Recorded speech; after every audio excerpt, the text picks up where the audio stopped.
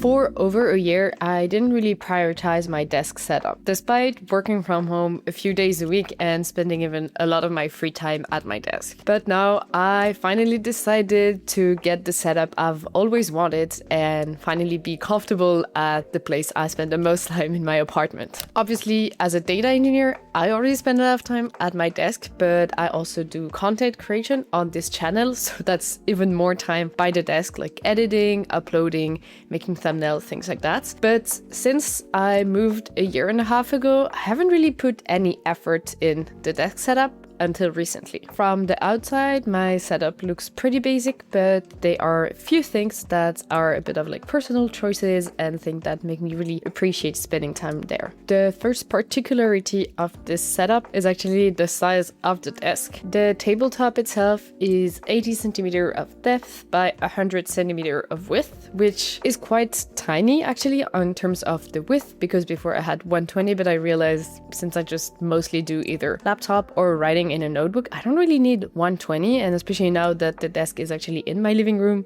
the less space it takes up, the better. But the real game changer was finally getting an 80 centimeter depth, especially considering I have a pretty large monitor. It really allows me to not be like up close to the monitor, and I think is a bit better for the eye strain. And it also gives me much more space to have both like my keyboard and then a notebook without feeling like I'm crowding the space. One tiny issue I will note if you're thinking of getting a similar size desk is that most stand-up desk brands don't really offer that as an option, so I had to go for like a cheaper, a bit of like an unknown brand for the legs, and then a custom tabletop because again, couldn't really find this exact table from desk like FlexiSpot and other brands like that. But I haven't really had any issue with the like cheap leg desk. I have to say the stand-up desk still works perfectly, and sure, maybe it's like slightly less smooth than more expensive brands, but for the use I have of it, which is I stand it up like a few times a day, that's really more than fine and saved a bit of money there. For the past year, I was using this horrible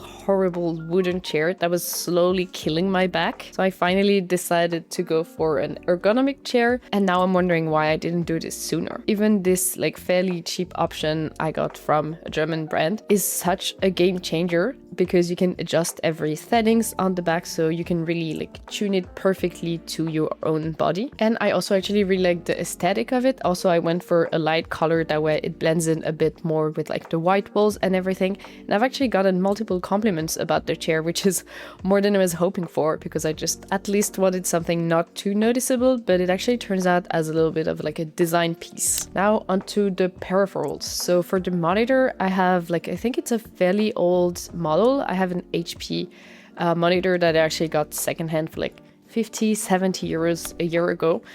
No regrets about that. Why would I actually buy a new one now that I've used that one? Because I have no issue with it. Sure, there could be a bit more connectivities, and maybe now if I bought a new one, I would look into that. But honestly, at this price point, it's kind of unbeatable. And I know a lot of desks set up on YouTube have like the Apple display monitor. And sure, you have amazing color accuracy, but let's be honest, do you really need that for uploading video on YouTube? I feel like that's always a bit a misleading point when content creators say they need that extreme color accuracy, but at the end of the day, most of the viewers are going to watch on their laptop with their own monitors or on the screen that are not like perfectly tuned. So I do view it as a bit of luxury and something that I personally don't really feel the need to invest. Only thing I did was remove the original stand because I like having like a proper monitor arm to hold it up, because I feel like it allows me to have it a little bit more further back, and it also looks a bit like it's like floating above the desk, and I think a bit of a like cleaner look. Then in terms of accessories, I have an ergonomic mouse that I've had for years. Honestly, not much to say about that one. It was fairly cheap, gets the job done, really comfortable to hold. I think the one thing, if I went for an upgrade now, I would go for something wireless, but honestly, it's always stays at the desk. I have a different like wireless mouse for when I'm traveling, and this gets just the job done. For audio, I have the trusted Blue Yeti. I've had that microphone probably for 10 years now.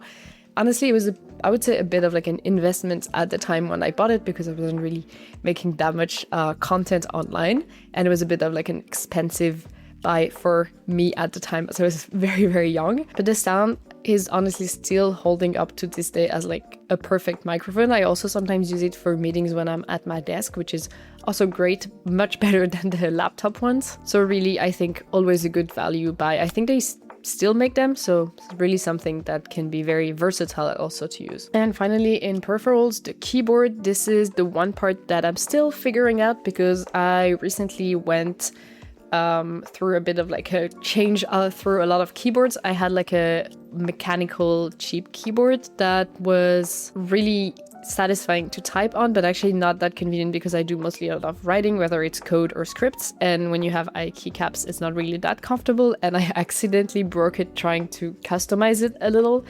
And then I had to move to like work keyboards that you get, which gets the job done. It's a keyboard, but it was way too wide and I don't really use the number pads. So then I went with a secondhand Apple keyboard, and it's honestly been such a nice experience to type on that it changed my mind about next keyboard that I will get. I will for sure get a low profile one. It's so much nicer when you're mostly doing typing. I don't really do any gaming, so actually mechanical doesn't really make any sense for me. And it's also super lightweight, so I can easily travel with it, and it's wireless, which is great. And the battery lasts so long. I'm still trying to remember when was the last time I charged it. But I do have mostly Windows peripheral or Linux peripherals, so it's kind of inconvenient to have the like Apple keybinds. And I know there are ways to remap it, but I think it's a bit of like a setup to go through every time. And also it doesn't really handle multiple laptops at once. So like it's hard to switch from one laptop to the other with the same keyboard. So I'm looking into other options. If you actually have any recommendations, please drop them in the comment. I'm very interested in sort of like low profile, no numpad type of keyboards. I know Logitech has a few options that I've been looking into, but yeah, feel free to share more in the comments. And now for the fun part of any desk setup are all the little desk accessories that I have. First up, I have a 3D printer, so I have a few 3D prints that I always leave on my desk. For instance, I have this little phone stand that I use all the time, especially if I'm like doing like a FaceTime call at the same time as being on my laptop. Really convenient. And for instance, right now when I'm recording this video, it's using my phone stand to prop up the phone to have like a little external monitor. And then I also have this custom tray with a few accessories that I use, like USB keys, things like that, and the coaster for my drinks. I actually have a like dedicated video about those 3D printed accessories that I'll link either somewhere around here or in the description. And then recently I also added this like small cable clip at the front of my like desk, because I just swap between my work laptop and my personal laptop every so often that I don't want to lose the cable when I unplug it. So it allows it to not like slip back behind the desk and then I need to reach for it. So quite convenient and very simple 3D print. I also have a very, very simple like 4 USB hub, mostly because I need it for the microphone and the mouse, and then any other like transferring of files that I need to plug, like for instance when I export my SD cards files. Honestly, really simple, but I don't really have the need for more right now. For instance, I don't really need a USB-C as of right now, so just gets the job done, and I had it laying around. And on my desk, I also now have this little like wooden desk stand where a lot of the 3D prints that I just showed live on. And I feel like it really actually adds to the aesthetic of the desk as well.